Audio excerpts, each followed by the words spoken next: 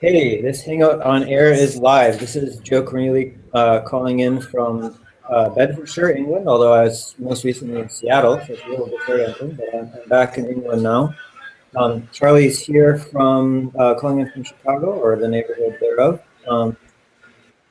And we're going to talk a little bit about pedagogy as it applies to Wikimedia, for fans of Wikimedia, having met for the first time at Wikimania 2010 or 2011, quite a while ago. 2011. Yep. Yeah, 2011. So, yeah, and Charlie was just recently down at Wikimania, and we're writing a little bit about that in our recent paper. And I'll let Charlie improvise while I go dig up said paper, and I'll be back in a second with the skin share. All right. Hello. If you're listening out there, and if you're listening to this live, please leave any comments or questions on the Google Plus event page, and we'll try to get to you. Or get in touch with us via peeragogy.org. So another peer learn. Go ahead. No, you go ahead. Oh, I was just gonna say. So this week, usually we have our sort of weekly hangout guru, Mrs. Charlotte Pierce. Mrs. Charlotte Pierce is very organized and on top of all this. Joe has been kind enough to help out for a couple weeks as she is traveling the globe very coolly. So today we're going to talk about this paper that we submitted for the Pattern Languages of Programming Conference. It's coming up in Pittsburgh in October, and also a presentation that we have ours that got accepted at Wikimania 2015 in Mexico City, and have fitting those two together and whatnot. I'm still digging for the paper. I hope I sent you guys a version with something in there. Don't worry. I think it's there. Did. Well, you sent us. You emailed us a version yesterday, and then, I mean, is the link on your website not the latest one? It's not, because somehow, at least maybe it's cached in my browser or something. But I've found it now. Yeah, I'm on it. I got it. So I'm gonna disappear and return with the screen share. Okay. Yeah. And then it is. Beautiful. This is the part with the Wikimedia projects. Yeah, just to review where the paper is at. Not a whole lot has changed. Each of the patterns. So this is the most interesting conference I've ever participated in. They really know how to make us work if they keep giving us feedback. And so I'm hoping this paper is going to become world class by the time it's actually done. So the one thing we've added, this part, like just one line highlighting what are the key forces, and each of the 10 or 9 patterns has little box highlighting the forces. We can look at that. It has a summary. What are forces? I guess forces are like what's going on that could cause this stuff to happen. So like why would we even consider there being a pattern here? So like why do we want to have a scrapbook? It's because we want to focus on what really matters to us right now. So that's an example. Or a newcomer. Go ahead. It's sort of like the light side and the dark side.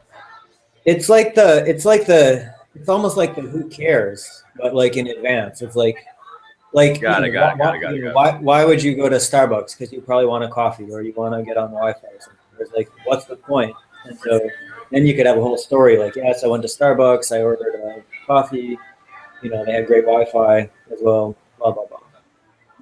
But yeah. Awesome, got it. Thank you. Yeah, no problem. I guess that it wasn't completely in our lexicon before, so that's you're asking about it, and that's why they were asking about it. I think we kind of left it out.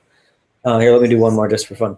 In working to make our project as useful as possible, it seems that there's always something for us to learn. So that's kind of why do we care about it?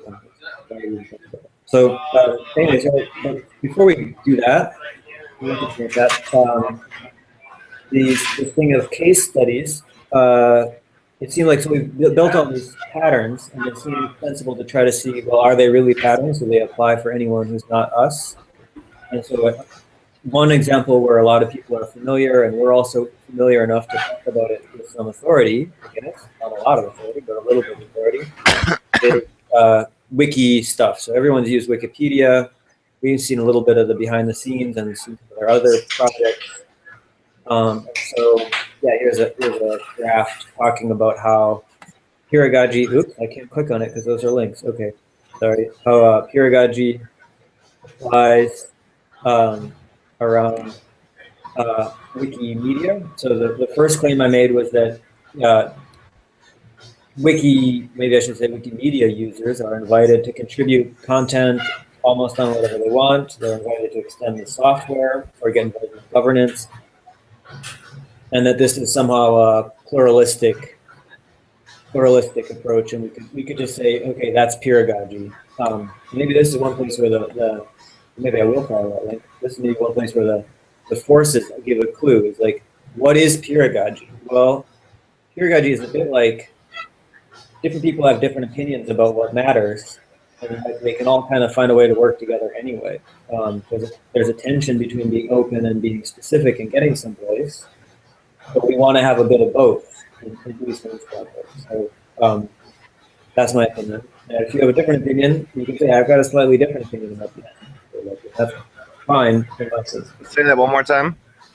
It's in a way pluralistic. It's saying that, like, you know, like, for example, if here's this great picture. Like, if I think like it's all about a university, and Lisa thinks it's all about applications to business, like, we're not going to have an argument. Like, I know we can both be right because, you know, those two visions are completely compatible, and we can find the common ground for both. So there's you know, we want to be open, but we also want to have common ground. And so there's some tension, and Peeragogy kind of helps us resolve that.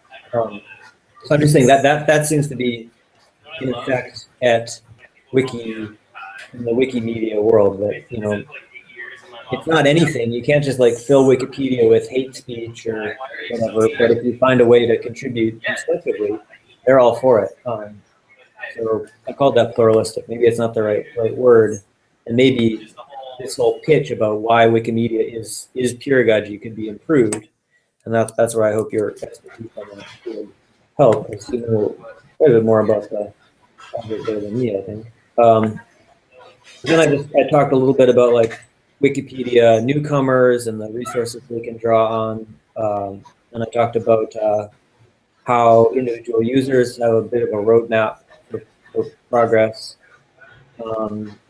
In terms of the help link, they get some guidance. I talked about the strategic plan, which is interesting. So the strategic plan they have online has been superseded because it's kind of a 5-year plan that's just coming to an end. So there's a link. Here, I'll put a link into the chat, the strategy project. But this actually hasn't been updated for like a year. So I'm not really clear if this is the roadmap for the Wikimedia, or if it seems to advertise itself that way, but maybe it's just not that updated. So that's interesting. There's this huge thing, and their roadmap isn't quite up to date. So maybe that's something that you could offer them and say, hey, you know, that's actually an important resource. Maybe that should be a link to that on every page of Wikipedia. You might start to see some more involvement in that process. Nice. So there's that, and then I just said, as I learned from Paola when we were first talking about this, that one of the best ways to get involved is to join a specific project there, like a wiki project. I have never done that, although I've been aware of them. I've jumped in and chatted with people on them one time, because they set up a whole project to reuse content from Planet Math, and so that was a bit of the reduce, reuse, recycle thing, and of course people are reusing Wikipedia for lots of other projects, sometimes research, sometimes whatever. And there's lots of ways. Like that art project There's that art project they're gonna like publish. Want to like print out all the pages of Wikipedia or something. Yeah. We should mention that because that's very current. You're absolutely right. Yeah. There's a current one, and there was also one a few years ago. Okay. Let me try to find the old one real quick. Yeah, it's interesting. So and then as we talked about when you were there, Wikimania is like the clearest example of a heartbeat project, although they also have a twice yearly call for proposals. And maybe there's other regular maybe there's even weekly calls. I don't know. That'd be interesting to research. Are there weekly? Maybe. I don't know. Like us. I mean, that'd be interesting. We could have another road out where we jump into their calls. Sorry, I'm not good at multitasking. One sec. It's okay. I'm nearly at the end of this spiel, so. I was going to say the last pattern is about carrying capacity, and I guess it's. Oh well, also wait before you get to that, for the wrapper, they do annual reports every year. Oh, cool! I didn't know those that. Those are pretty good. I mean, it's like a nonprofit annual report that you're supposed to do, type thing. So yeah, so that's cool. Yeah, that'd be. And so I think that fits with that really well too. Cool. Nice. Yeah. So the last point I have is that Wikipedia is having like a bit of a crisis, which is interesting, like in terms of editor engagement. You know, so like less and less people are editing it. I don't know what they're doing instead, but there's interesting plots. Editor trends survey results, and it's like, you know, I felt bad about Planet Math until someone showed me this. I'm like, yeah, well, it's in Wikipedia actually. So who knows what to think about that? So those are places where it seems like our insights into the way things work could be maybe helpful. I mean, you know, kind of connect the carrying capacity to some kind of strategy. But I think they've tried in the past too. I'm not sure what anything really new. Yeah, it's still like good. Yeah. No, absolutely. Yeah, this is a situation. I mean, if they don't need our help, then it doesn't matter. And if they did, and we could contribute something, that'd be very good. Yeah, so I wonder what we could do. I mean, maybe you can recap a little bit more. I know that the discussion at Wikimania was like a little bit not ideal, but like, what were some of the highlights, or also the you know, the hallway conversation? What were some of the cool things? I mean, you mentioned the Jimmy Wales Foundation. That sounded kind of interesting. And I know you put a link before in a different chat, but I think I lost it. But do you feel like do they still have a lot of energy doing what they're doing there? I mean, you know, they go there and they get excited. At least they go when we were there. Like, yeah, this is Wikimania. Wow, it's really cool. I've come to every one of these in the past 6 years. And that kind of stuff. Is it still the same? Or? Yeah, no, I mean, it's like, well, I mean, I think the biggest thing is like people who like are either like are able to make it because the organizations are paying for it, or take the time to get there themselves and everything. And for a lot of people, like, say a lot of Wikipedians, like, they spend a lot of time online, and like, not a lot, but there are, my unofficial sample pulled from the event I was at was a lot of people who spend a lot of time online, spend a lot of time on Wikipedia, and they work in like silos most of the time in Wikipedia. So the like Wikimania every year, it's kind of like, it's just the opportunity for them to like really like see face to face people who they have been working with, or get ideas and stuff. And so there's a huge social element, and I think that's like really important for the culture of Wikipedia. The same way, like in business, it makes a big difference even if you give most of your client presentations remote, if you can do a presentation on site, it develops a huge a rapport. It's just very different, and it adds a lot of layers. And like, I think you and I have felt that too with our being able to see each other once a year, every other year. We work online, so that's like a huge part of the heartbeat element to it. And like, so that's like the social aspect of it, and like drinking coffee, or people who choose to drink alcohol or whatever, or people who, I mean, just that's really big. And maybe the biggest aspect. And then like from a like strategic. I mean, for the rapper, also, I guess like Wales does. I mean, his State of the Union or State of the Wiki speech is very rapper-esque. I guess that's the most rapper thing within the events. Yeah. And then yeah, and then I mean the specific they also specific projects and the I mean you just meet lots of interesting, you just meet people who meet a lot of people who are not in their home environment either. So most people are kind of like traveling and they're not in. So it's a lot of times with I don't know, meetups or conferences. Some people are. I guess always gets conversation. People are always traveling, whatever. But it's true. It's like a global event, so there's a lot of people from all over the place. Right.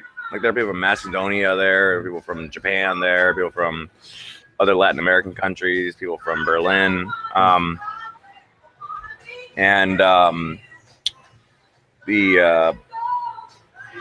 yeah, no, there's just a lot of energy, and there's I mean there is like political stuff happening and bureaucracy and all the BS that comes along with any type of organization and structure where people are putting all their, it's kind of like the friction or something, I don't know, comes from that stuff. But it's very minimal and it's mostly pursued, I mean, approach and good attitude.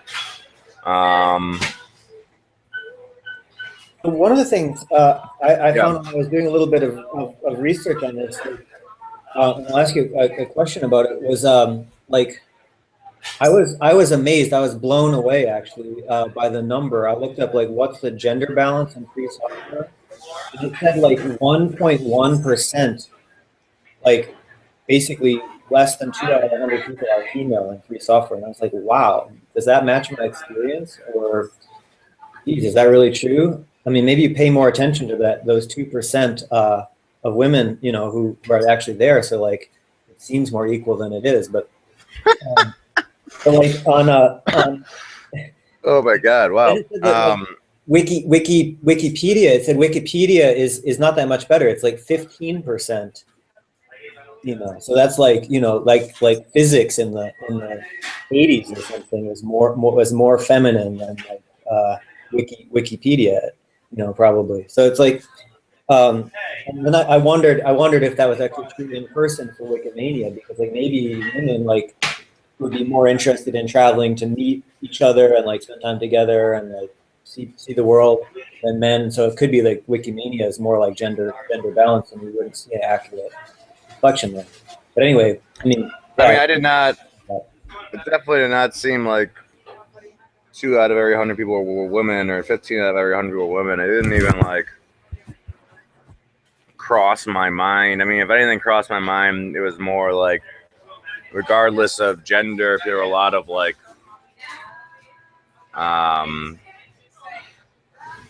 proud of who they are, like geeks, or or like really nerdy computer people, but not in like a cool way. yeah. Like they were, not in a, I mean, but I don't remember.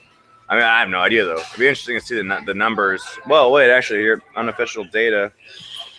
Here we go. We need like a Peeragogy intern to do some of these tests for us. Yeah, well, that we can get into the second case study I have if you've got a little bit of time. I was thinking about the future of this project, so let's go. I have like, I can do like 5-ish, 5 to 10-ish. That's enough to get inspired, I think. Should be. So, yeah, if you can. Well, to follow up on this real quick though, here's like a group photo. Oh, cool. Whoa. Okay. Yeah, it's hard to tell the genders of these people. It is. But we could just do the gender's not binary, so we're not gonna not gonna assume that it's only one or the other. Sorry, yeah. Go ahead. You said you're gonna do the first row. Yeah, the first row is looking, more gender balanced than 15% for sure. whatever that means. So, but of course, maybe they put all the women in the front row, so it could be misleading. Anyway, that is a nice kind of informal statistic. I should stop and screen share, but I won't do that. We can post it on the here. Yeah, let's just post it on the Peeragogy in Action or something. So I'm going to run into this other one for the next 2 or 3 minutes. The future university. So as a motivating example, I kicked off the paper with a picture of a university. You've probably been here at one point or another. University of Madison. Ever been up there? Like whatever that is, like something. Really? That look familiar to you at all? I've been. What is that? I saw it was in Wisconsin. You said, right? Yeah. That's University Madison. of Madison. Oh, that's the actual Madison. Okay. Yeah, right by the lake, and like over here, just out of the picture to the right, there's like a Rathskeller. That's where the student union is. No, I mean that's one of the coolest universities I've been to world over. Yeah, it's amazing. And like this how it was. A lot of those buildings are still there. I didn't go there. I visited a lot. Crown jewels of the Midwest. Yeah, I mean, obviously they got some prime real estate, but then I was thinking, what would it look like if we started our own university? And obviously, like, we could have a university that had as many people in it as the University of Madison, and we might not even get anywhere near as much cred or cool stuff. I mean, I don't think they build us buildings out of stone or anything. It might be like, yeah, here's a nice laptop. You guys can have a laptop. Oh well, who cares? We'll do it for a free laptop. So yeah, I was just saying, like, but let's dream a little bit. So like, back to the gender thing, I was saying we wouldn't probably build a separate ladies hall. When they first got started, they had a separate ladies hall and they segregated everyone by sex, I guess. But this is where I did the research on the stats I was just I was saying, well, dormitories in general, whether they're co-ed or not, might be optional because we all live different places. However, if we did want to start a focused, specific project, it may be like, Peeragogy Chicago 2015 or 2017 or something, and like we'd meet up there, and like we'd want to rent some space, and it wouldn't be a huge dorm, but it could be like 6 people working day in and day out on something, hanging out. And then we might, if we did start university and we were able to grant degrees, we might want to have in-person commencement ceremonies, or start our own Wikimania for Peeragogy or something. I have dance parties, which you're an expert on that as well, if you already have those frequently. When I was saying, there's lots of resources online. Like, why are we even considering this now? Like, it sounds silly, but like, there's so many resources available online. Like, all of Wikipedia, all of Project Gutenberg, all of this stuff that, like, back in 1860 or whenever they started the University of Wisconsin, they had to build a library. Well, we don't need that, so we can save a lot of money on books. We have all the books, or all the research papers. You can get all of those. And you can steal them from other people's libraries without really stealing, because it's just electronic. But on the other hand, we don't really have like a great curriculum. I was also saying, like, if you want to get newcomers going, like, we might want to connect them with employment in the future. Every university should do that. And we could even maybe find a way to give them like part-time jobs in the course of things. And there's an example of a London-based co-op that like gives free training on web stuff. Hey, Lisa. Hi. We can keep the conversation rolling. Charlie's gonna have to go in like 2 minutes. So I'm going to just finish up. Hi, Lisa. So, yeah, freelancing. So they give free training, and they say if you want after the training, if you want to join the cooperative, you can join, which means you pay some money, but then you get access to all their infrastructure, and you can use their name and stuff. And I was saying we don't need to maintain a special residence, so we can save a lot of money on like having a big fancy place for a university president. But we might ultimately want to have a building where we could meet and discuss our leadership stuff, like the roadmap and that stuff. And finally, like they have a farm, so maybe we would want to have a farm. Although I said like for now we don't have a farm, so we can just settle for like a window box or something in our apartment. And I was saying, but of course we'll want an observatory sometime if we really do want to do this stuff. So that was the pitch. It's slightly changed in the latest draft, but I think this kind of works. Yeah, I mean, we don't need these things right now, but I thought, you know, there's things to look forward to. And Lisa, I'm really glad you're here, and that you don't hate me for writing about this, because I was thinking about you like the whole time I was writing this. I was like, oh man, Lisa's going to hate this, because I was going off on a big education thing. And you know, the thing is, we can develop, as you were saying in your other note. Let's maybe we can spend the next 20 minutes trying to develop another case study about like business opportunities. So that's it for me. Charlie, I know you said you got to go, so if you want to close out any comments, please do. And Lisa, we can- Yeah. Oh yeah. Well, first I found the link for the old Wikipedia print exhibit. Lisa totally hates it. Totally hates it. but she's so nice. Anyway, She's too nice to. I'd be interested to see to hear what Lisa does hate. She seems she seems, yeah, naturally kind and patient, and gentle. Well, yeah. So, what did you find though? okay. So I put in the link for like the mass mocha links. Those are the picture of the Cool. the 2011, and you search down in the description of for 2011 as part of an internet exhibit. They like had a print version of Wikipedia then, a smaller one. They didn't have the whole thing, but anyway. But yeah, everything you're saying sounded cool. In terms of ongoing projects, or this like, well, yeah, I mean, case studies like there's something. Well, I mean, do you want to include like future universities, like some experiments that have gone on with that, like I mean, like, Yeah, mention something like PDPU or like University of the People or like OER University or something. that longer like list is a really good idea. Yeah, in the latest draft, I did mention P2PU, and I said they don't grant degrees. But you're right, some of those other ones I think do grant degrees. I think University of the People does give a business degree, and maybe yeah, and that but also that like that EU one you found. Yeah, before, that Woter was part of. And then also the OER University, and then oh yeah. But then I had something else I was thinking of. Well, should we also do a case study of like a business type thing? Like maybe like this I don't know if you read it, but this like, I don't know, this Blink list, they like take like agile ideas and then like spin on it, and like holacracy and stuff. Yeah, I read. I think you sent me a link to their book, and I read that. I read the book or a short book. Okay. Yeah, I mean it's not too. Yeah, that might be an interesting example. I'm sure Lisa could think of some examples too. Yeah, it would be interesting. We could try either to make a specific one or kind of a general, like a more general version. Right. Yeah.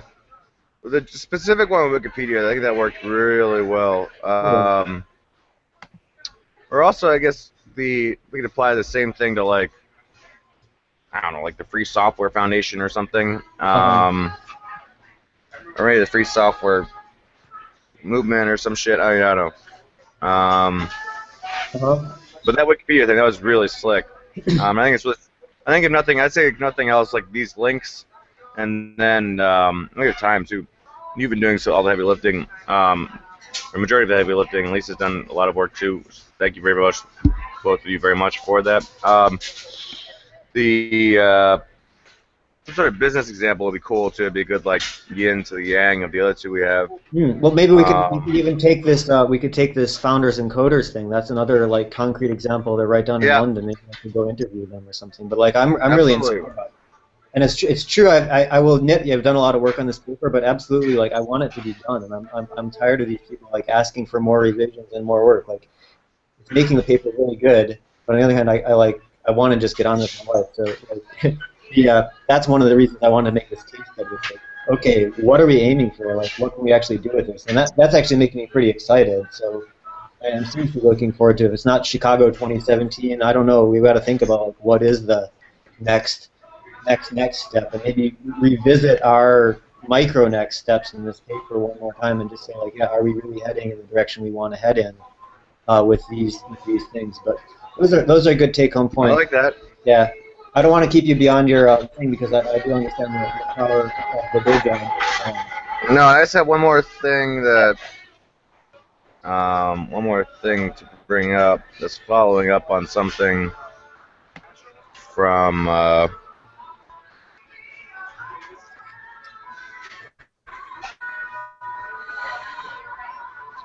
Give me a second. Sorry, Lisa, you can talk or something. I'm just opening up your links. Oh yeah, speaking Okay, of cool. yeah, Lisa, I put your email into a doc, Lisa, so we could start marking it up a little bit. And it's more, it may not be appropriate for the paper. It was just kind of the some thoughts is how we frame it. Yeah. You know, and how we frame our thinking. Mm-hmm. Because we might be running ourselves into walls, or maybe not. I don't know. No, okay, sorry.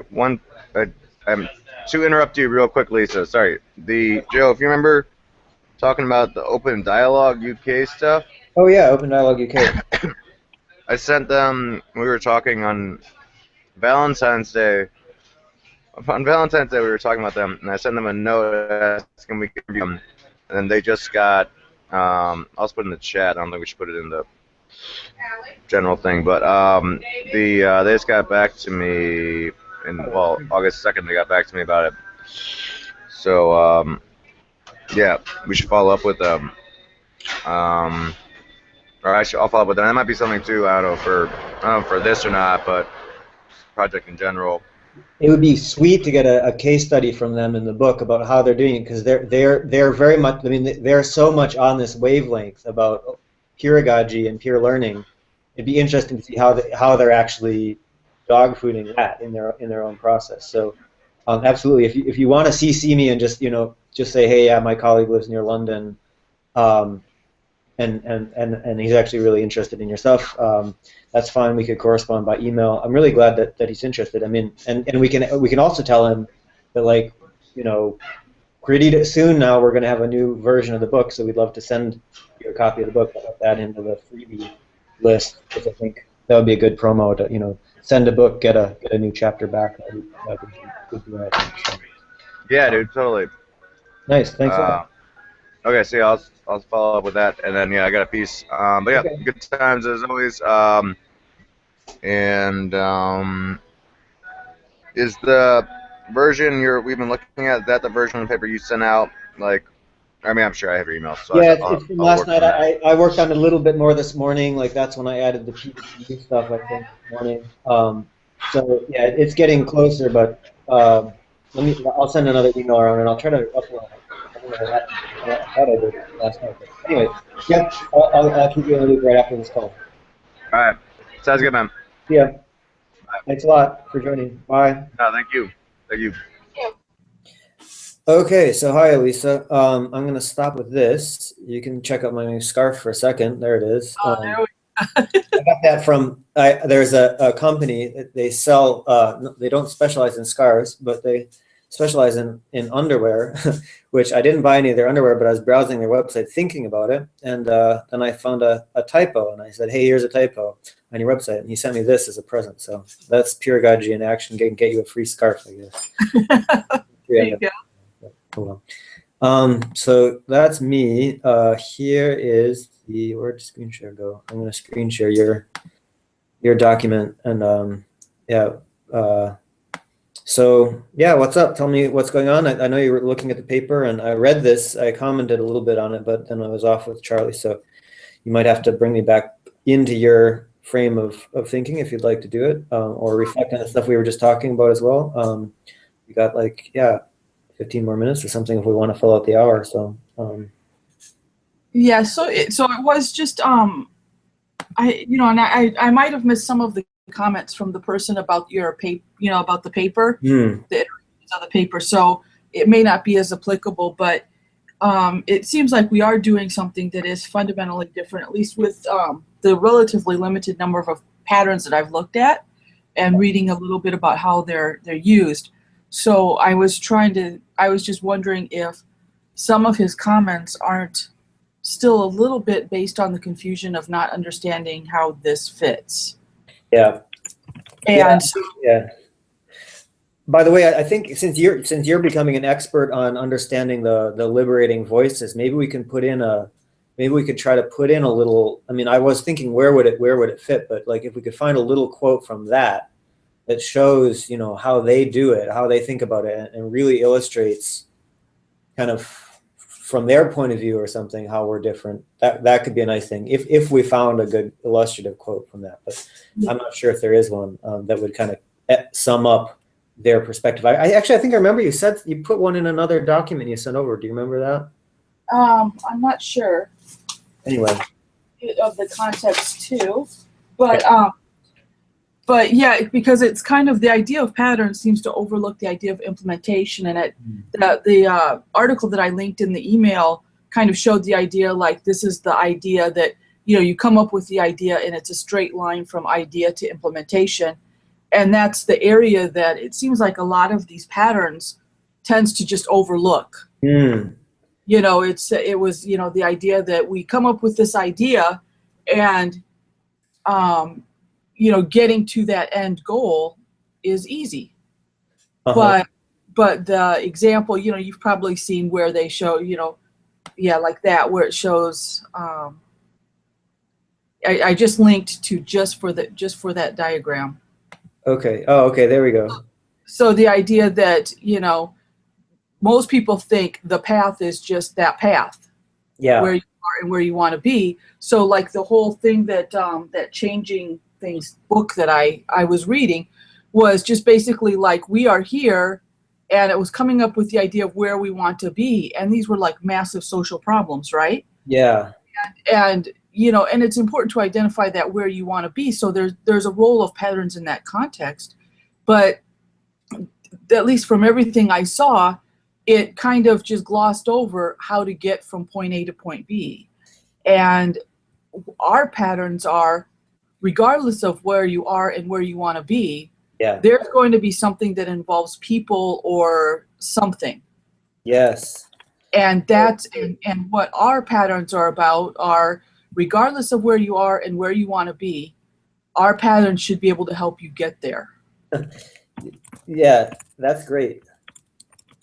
I don't know, and because it seems like if that's not crystal clear, really crystal clear, understanding what we're doing, I think, might be really hard. You know, if you're really entrenched in the patterns, is still relatively new to me. Yeah, well, I gotta say that what you just said clarified it to me. So I think it's probably not that clear in the paper. I think that's a really good quote that really sums it up. And I think this picture helps a lot, especially because have you seen these other pictures in some of the other papers about patterns? By the way, here's everyone from Wikimania, where Charlie and Paula, where I don't know if you see Charlie. It's like, where's Waldo? Yep, there's Charlie wearing the red shirt. There's Waldo.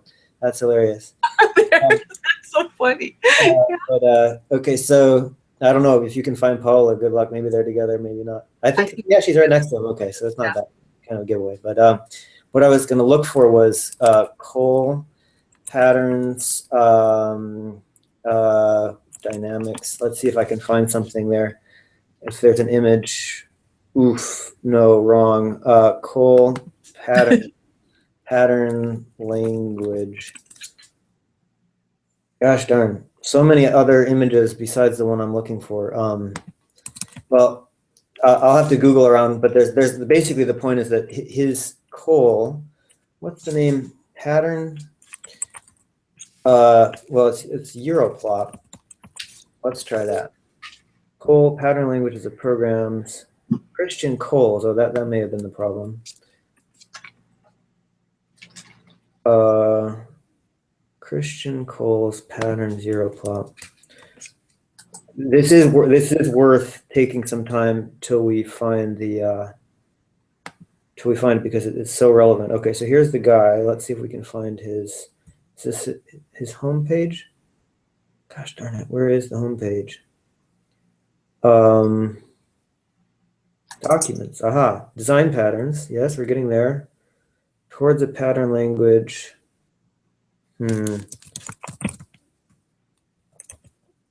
E-learning patterns. Okay, how about we try over here, Christian Coles. Patterns. And try images like that. What a useless thing. Somewhere in here, I'm almost getting so frustrated to not search for it anymore. Patterns are tools. I just wish I could remember the name of the Hillside 2007. Well, I'm nearly going to give up, but it is so relevant that I am loath to give up. But anyway, while I'm searching, you can tell me more about stuff if you want. Oh. Well, that was kind of the that was just kind of my thinking, as far as it seems like that's where we quintessentially differ from a lot of the other patterns. The other patterns are here to there and assume the straight line. Yeah. I was actually looking for another diagram too, and came across that one first. So okay, I found at least. Here we go. Do you see that?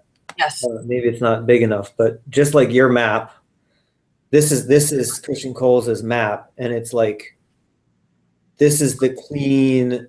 It's not quite as straightforward as the image you showed, but it says you've got this context, you're exploring this landscape, and you know, okay, so you've got to go around these hills and stuff. But I think what we're pointing out somehow, and this is where I'm trying to wrap my mind around what you were saying, is like, and I'm sorry about the little delay. I got anxious about finding this thing, but I'm glad I did. See, I think it's really good. So so you know, this is the classic pattern formula. You've got a context, you've got a problem, how to get from here to there. This is the solution, and then there's lots of details. They point out these are. Charlie was asking, like, what are the forces? So, you know, there's slippery rocks. You need to get something to drink. Canyons are around. They need to be crossed. You have limited endurance. But then, yeah, we're back to your picture here, which is like actually even taking all of those things into account. Somehow it's going to be even more complicated than you thought. Right, and if you'll notice in that, it doesn't. It eliminates. You know, obviously it's a simplification, but it assumes that you understand and can predefine the issues that you have to set up a path. Whether your path is the green path, you know, that you've navigated around, or whether, you know, this could still be turned into a straight line, because it still assumes you can predefine a path. Yeah. Get from point A to point B and identify the obstacles and the solutions to navigate around. Yeah. But the point of the other thing is it's never that green line. Yeah. And particularly, you know, it negates, you know, you've got the unknown of dealing with other people. You're not doing this on your own. So there's going to be, you will have missed some of these things, and you're going to be dealing with people. Yeah. Yeah, it would be also interesting just to find, again, you know, I have the pedagogy book. They haven't really said like what's the page limit, but I would love, just for the sake of argument, to try to find a couple examples of either from Liberating Voices or the pedagogy one, where it's like they're so clearly missing that factor. I mean, I suspect we'd find even more examples in the Liberating Voices, like things where we would agree with it. We would agree with what they're saying probably, but we would say, yeah, but it simply can't be that simple.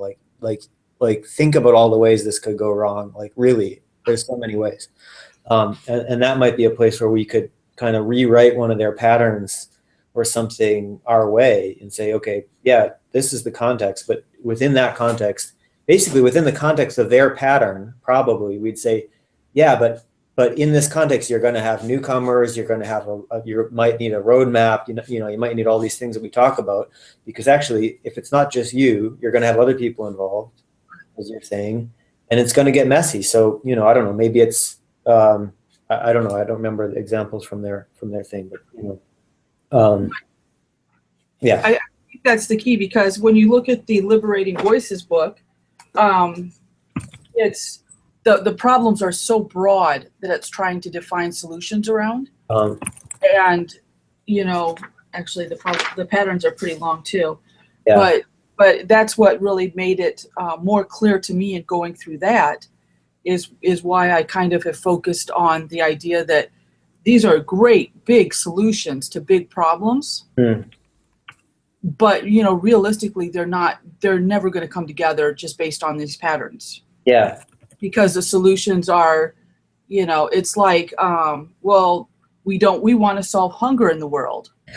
Well, feed all the people. Yeah. It's like that. And it's just like, okay, that's pretty good. But if it was that easy, it would be done. Yeah, this is the kind of, like I said X, you know, in the revised intro of the paper, I said something about, you know, X to Y, but it's like, yeah, you can't argue with it, but you can critique it, I guess. You can say, like, yes, we agree with you, that's completely valid. However, you know, like, I'm sorry, but I don't have time for messing around with things that are that idealistic or whatever. So, you know, and it's tricky, I think, because we want to avoid that.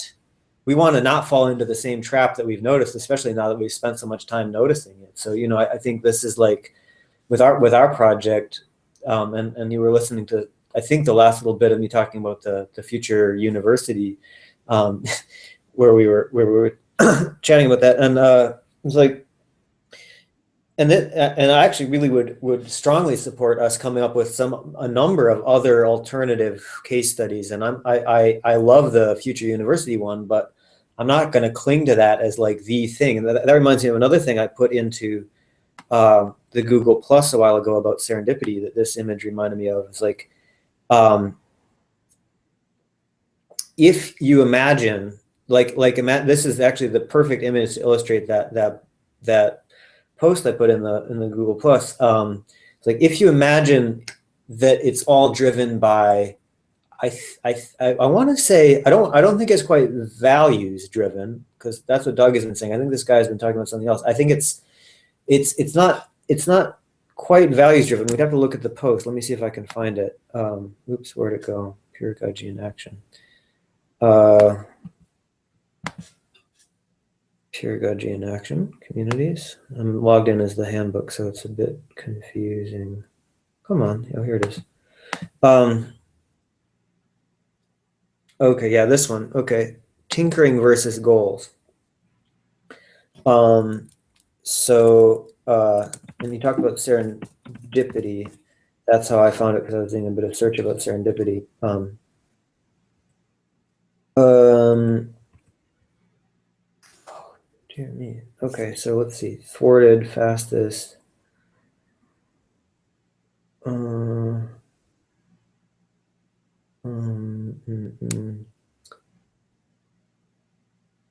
okay. Tinkering is a process of serendipity seeking that does not just tolerate uncertainty and ambiguity, it requires it. That's starting to get at what I was saying. I wonder if it's this post. I was looking for the quote, but basically the point is, if you centered it, I have vision. Okay, that's what it was, a different word from value. Constraining the solution with an alluring vision of success means limiting creative possibilities for those who come later. Innovation is severely limited. You cannot act on unexpected ideas that solve different problems with the given resources, let alone pursue the direction of maximal interestingness. Now, we've talked a lot in the past about, you know, end-oriented versus process-oriented. I think that the hazard of the completely serendipitous path is, well, you could follow this gray squiggle around so much and find it very interesting and entertaining, but never get to the goal. So yeah, this might be the real path, but there could be lots of sidetracks that lead you nowhere. As long as you enjoy following this gray line, I'm sure you can squiggle around anywhere. So it felt to me like there's a bit of balance between, like, saying, here's the path, it's completely determined, here's the goal, that's it, here's the vision, we're going that way, and one that would allow you to explore different paths and come up with possibly a different outcome than the one you initially expected, even, but isn't going to keep you wandering here in the forest forever. So it seemed tricky to think about how to balance those things. And I think that kind of issue really affects our project, because as Doug was saying last time, like, we spent a lot of time talking and wandering around on this great path, and there could be nothing wrong with that. That could be the only way to get there. However, if we're wandering for no reason, then maybe we want to clarify. Or if we're over constrained by a specific vision, like, if it was me obsessing about a university and actually we should build like 16 different startups instead, then that would be a bad idea. So all of those are things, I think we can solve them, but those are the kinds of issues that we maybe have. Well, and I think it depends on how you define the vision. Hmm. So if your vision is to push or to make peeragogy financially viable for people participating in it, or if your goal is to make people more aware of peeragogy, be able to dedicate your time to it so you have some income. If that's your goal, that's one thing. That university versus the startups, that exploration would be part of your path. Yeah. But if you define it as, and I think that's one of the things that people get confused, and it actually happens a lot in business, which is really, really not a good thing. Hmm. And that's where people mix up the means to the end. Yeah. So, the university would be a means. So defining that as your vision or your end goal is mixing up the means for the end. And that's where you can get lost, I think. Or you can too narrowly constrain yourself. It's like when a manager tells you, we need to get something done, but instead of telling you what they want as the end result, this problem needs to be fixed. Yeah. And I problem fixed. Then it frees up people to figure out, who know what to do to pull in the resources they need to get it fixed. Yeah. But say more specifically, you need to do X, Y, and Z, because in their mind that will fix the problem. That's when things really go down the drain. Yeah. People now are tasked with doing X, Y, and Z, and their manager is expecting them to do that and measuring their success based on their performance of X, Y, and Z. But in reality, the problem is the manager, because that's not going to solve the problem. And you put the employee in a bad situation, because if they know the manager's trying to solve that problem, they know that X, Y, and Z is not doing it. Yeah. Right? But now they have to do X, Y, and Z. Yeah.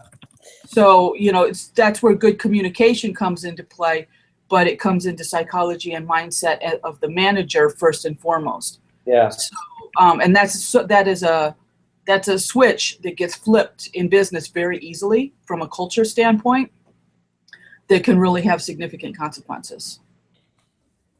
Wow. Okay, I think I wrote down almost all of what you just said. So I think I don't know how you managed to do that. I'm a very good typist, but I think not as good as I'd like to be. But it gets the job done. But I think we've talked about that before. But again, I think never quite so clearly. So I think we're really on the ball with something here. And I think that again, comparing it to the world of this picture versus this other picture of patterns. I mean, these aren't probably neither of them public domain pictures, but I think we could certainly put them in our peeragogy and action thing and just say, hey, here's a picture on the left, here's a picture on the right. Where are we? And I think, the patterns people are a little bit back to this XYZ scenario. I think at least the one reviewer, whereas others I think are more comfortable with a bit of like our shepherd. David seems more comfortable with the more open-ended, like he gets it. I mean, he's had some comments that have helped us improve things, but he's not just saying, okay, like tick all these boxes because you've got to tick the boxes. Right. I got to say though, to like speak in favor of the other reviewer, actually, I think just trying to tick a few boxes does help. So like, I'm actually glad he pointed it out, and I don't think he's forcing us to do something silly. I think he's saying, look, you can actually get more out of it. Right. But at the same time, certainly I'm more than familiar with the other ways. So I don't know. I mean, I think we do tend to err, though, I think more on the other side of saying like, because we don't have those lines of control. This is something it says in the paper. Like you can't really delegate. You can just sort of hope, invite. Sometimes you can nag people, but you can't really. There isn't a manager who can say X, Y, Z to somebody. They can say that, and the other person's free to ignore them, basically. Which is really cool, but at the same time, that maybe means that we spend more time wandering around than we would have to. Well, and actually, though, I think that might be something that we want, a type of thinking that we might want to be a little careful of, because a manager directing, like I just said, a lot of times just means you may never get to where you want to go, because they're directing. The employees can't really think. It's I think I used the idea of going to Marina Del Rey, but having the person tell you, okay, go straight, turn left, turn right, turn left, to get to another city, for example. Yeah. And there may be a sense of control and a sense of efficiency with that. We sense there's a sense of control and a sense of efficiency. But a lot of times we just end up going further and harder down bad paths. Yeah, and the thing is, it's such an illusion. This reminds me of that like Koyaanisqatsi movie or whatever with the Philip Glass soundtrack and stuff. It's like through that illusion of control, people are just getting them. They're ending up in Death Valley or something, and it's right. Bad. And I think that's one of the things, and that's one of the things, like from a business standpoint. In one of those videos I did. People when they're under stress, particularly management or executives, they're feeling pressure from, say, competitors or something.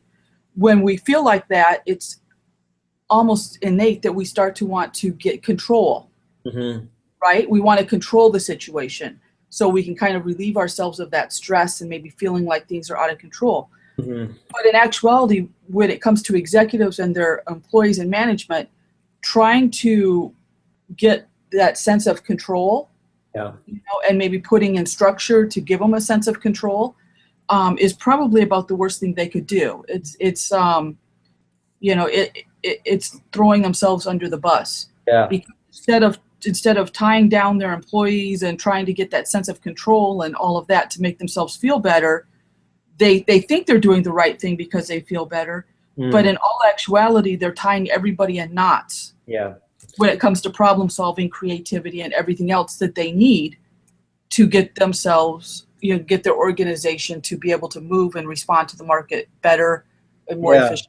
Now, there's another thing in the world of business that makes this even more difficult, which is the way payoffs and bonuses work. That the whole reason we got into all this problem with Wall Street and stuff is like bonuses work on the short term. And so, like I mentioned before, like my dad works in an energy, we have some really interesting people in my family to talk about this. My dad works in an energy company.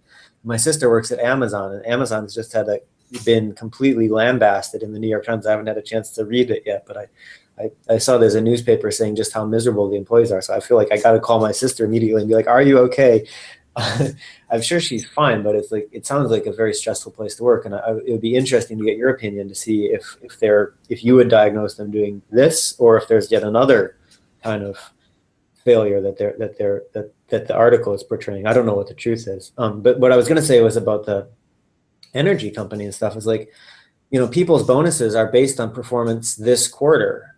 Whereas if you want to move the whole industry, say from coal to solar or whatever, there could be a ton of money to be made, but that money is going to be made over like the next 5, 10, 20 years. And plus the environmental factors are going to play out over the next 60 or 100. So, what are most people thinking about? They're thinking about their bonus. So it's like the ability of someone to try to make change in that environment is really limited. I guess I feel like that, I guess the go left, go straight, et cetera. One of those like micromanaging things is or we're not going to give you a bonus, so like go left or we're not going to give you a bonus, go straight or we're not going to give you a bonus. And so people are like, okay, I'm going left, I'm going straight. Like, geez, the bonus, but they're not able to see anything. They're not even able to look out the window, I guess, as they're doing that. So.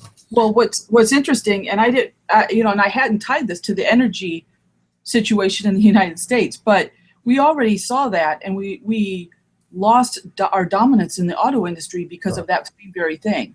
Yeah. So the financial aspects, the short-term thinking in the 50s and 60s resulted in the American industry not investing, not improving quality, just basically not keeping up.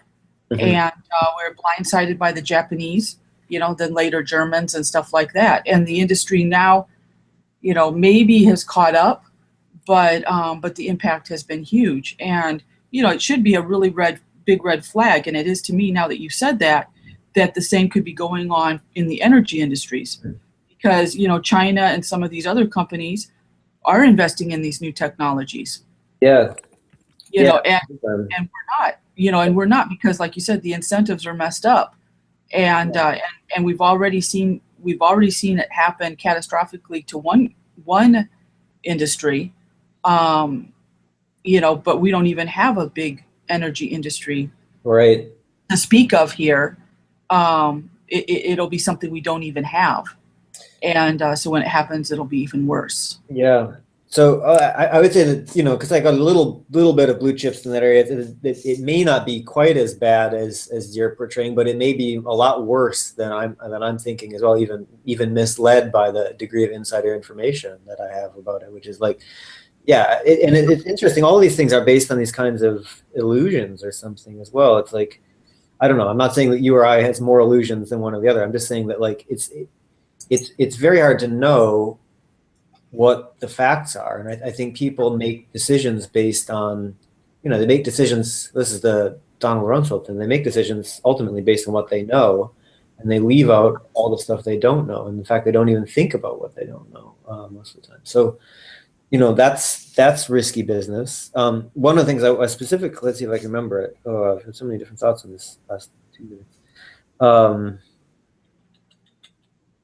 Short-term thinking.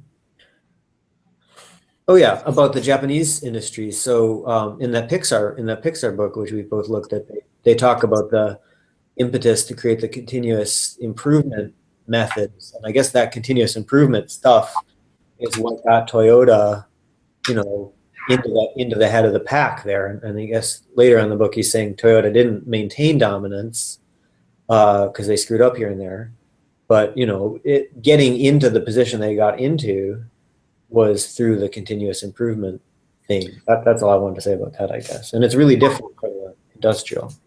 Yeah, and I think continuous improvement was one element, but also one of the things with the Japanese organizations, they tended to have longer term thinking. Yeah. So they weren't looking at a quarter by quarter thing. I think that's changed, but which is probably why Toyota's had some nicks and some of them have had nicks, because that quarter by quarter management is, even though it was widely acknowledged, that was one of the things that helped them, and really crippled the American industry basically. So it gave them the open door, was the short-term thinking, but it seems, I think they've now gotten to that point, and some of that may be our laws and the fact that there's a legal responsibility that executives have to shareholders now. Yeah. And so I think there's things legally built in that may be making the situation worse, but I don't know. That's speculative. Well, there's certainly the fact that a lot of Japanese, so-called Japanese cars are now made in America. So, it's like where you would have had, I think, it's been a while since I was living in America, but I think, where you would have had a Ford plant, now you have a Mitsubishi or Toyota plant. Is that true? I mean, I hope I'm not just making that up.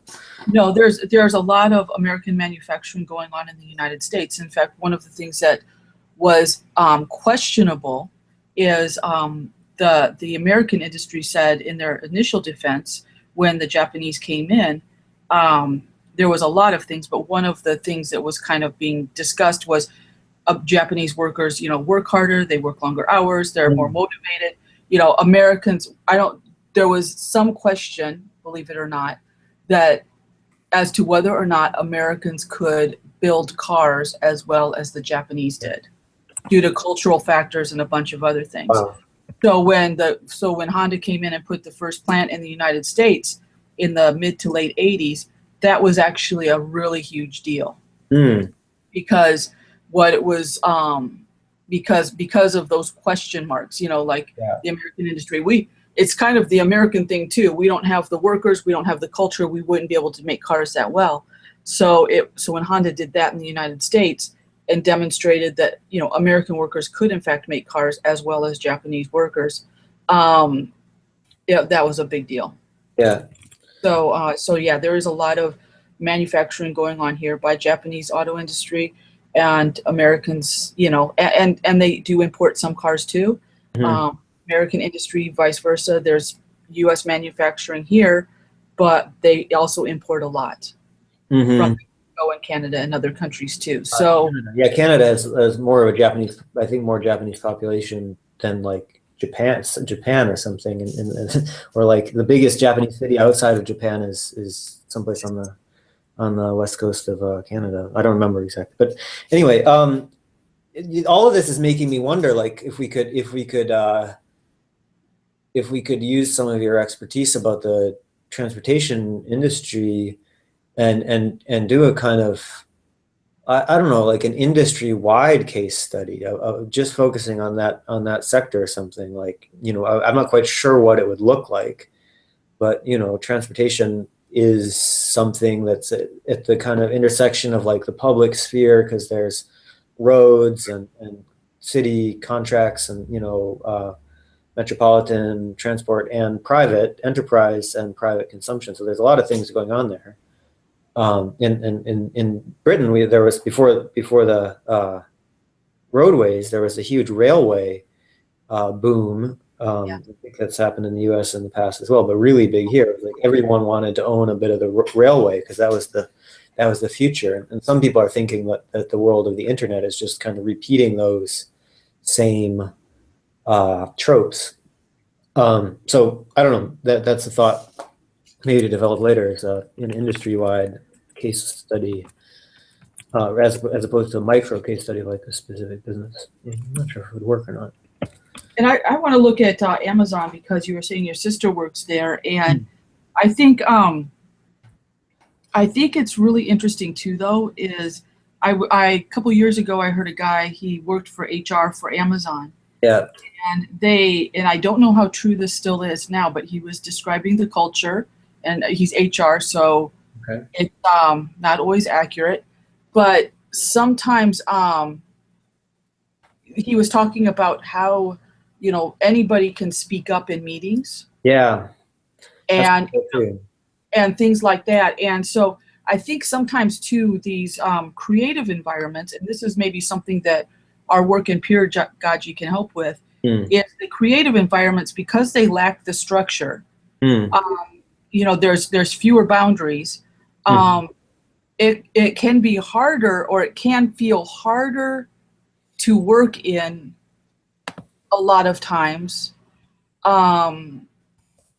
because there can be more collisions, I guess, is maybe the best way to look at it.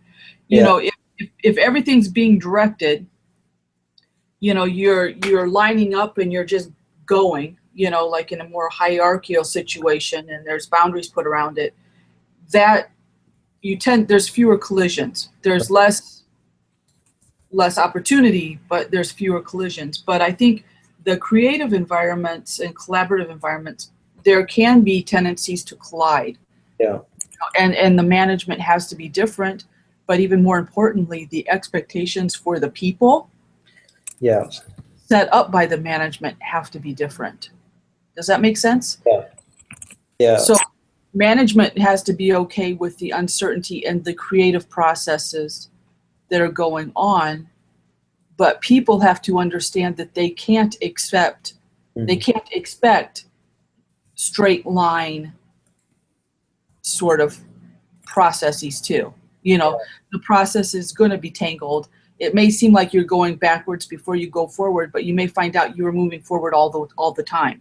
Yeah. Well, this bringing it back into the university theme, I think, there's so many different models already existing of education. Some of them follow a very straight line. Some of them follow a more self-determined path. And of course, what do you get if you self-determine your path? I think you get a lot of wandering around because you're feeling your way through some unclear space. And then there's different kinds of personalities too. Some people really know what they want and they pursue it single-mindedly, and some people think they know what they want and they end up meandering because they don't know where they're going, and then you get all kinds of combinations of those different effects.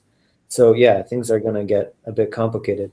I think we should close it out. It's probably been an hour-long recording, so I've been enjoying the conversation. But if anyone's watching, they probably want to go off and get a glass of milk or something. So we should leave it out. I just this isn't really a parting thought, but we're looking at the paper. I did a quick comparison. So Wikipedia has 230 employees.